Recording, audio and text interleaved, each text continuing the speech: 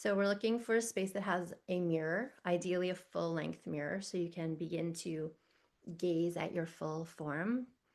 I have recommended for those that have children that sometimes there's a period of time where the bathroom works really well because it's private and you can lock a door. And I have been doing mirror work since before I knew it was a thing, since before I knew that it was mirror work, and like since I was probably 12.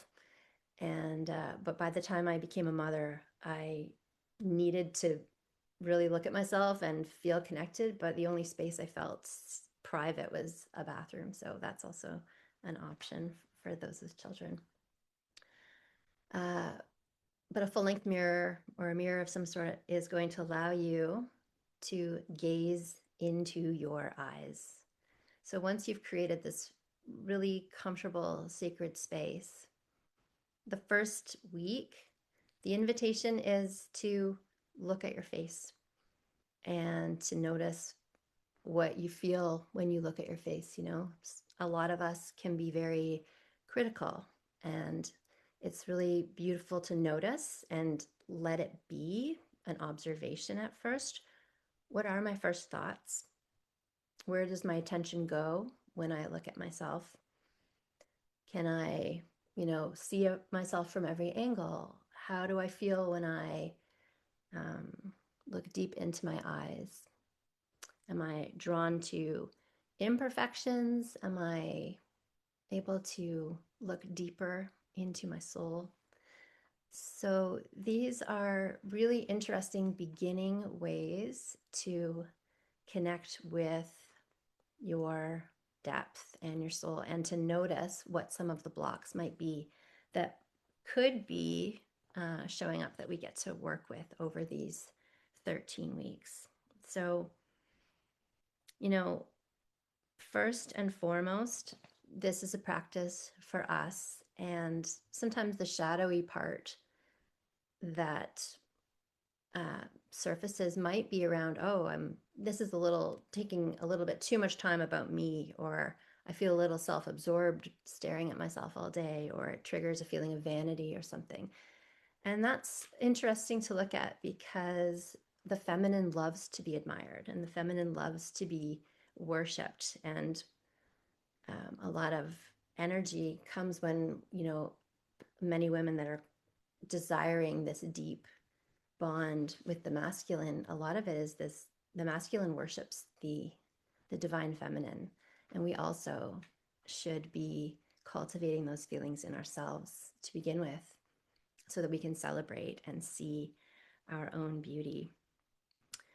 And I also find that we're here to heal the wounded parts of our feminine, and the wounded part could, in some of us, show up as needing the man to affirm us, needing the man to tell us we're good enough, we're beautiful enough, we're sexy enough. And it's something that we desire, but we need to give it to ourselves first. And then it's this bonus, this beautiful bonus to be admired and to be affirmed in our beauty.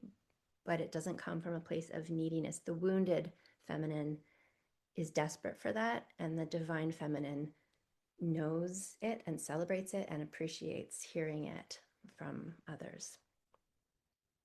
So, yeah, you're looking for a space that's uninterrupted where you can begin to feel safe. Another piece that will be a theme that you're going to want to just notice for yourself is my feeling of safety in my body. So, it goes without saying that as women are rising into our divine power, we're recognizing, wow, I've been disassociating from my body, or I've been disconnected from my emotions, or I haven't felt that I was able to access pleasure because I'm living in a trauma response still. And step one is I recognizing I am safe. And what truly allows us to be safe is cultivating the understanding that you are now responsible for your healthy boundaries and for protecting your own heart. Because ultimately, and your body, it ultimately, our traumas came from a time when we didn't know how to protect our boundaries, and we didn't understand. And as we heal, we realize we have a voice and we have this ability to protect ourselves. So we are cultivating this feeling of inner safety by developing trust, that we show up for ourselves, that we allow ourselves to feel by creating space to feel, protection around our hearts. So that's a theme that we're really going to investigate as well. But for this particular week, safety might simply be, I'm going to create more comfort for myself. I'm going to listen to that little voice that pops in that says, oh, the way I'm sitting right now is hurting my neck. I'm going to stop for a moment, readjust, stand up and stretch, and sit back down. Or my feet are cold and I'm going to go and get really warm socks and make myself even more comfortable. So throughout this week, you could just notice, do you honor that little thought of like, I kind of need this, but I could also deny myself and keep pushing? Or will I stop and adjust to create even more comfort? So we're going to establish a feeling of safety by working with a certain level of comfort this week.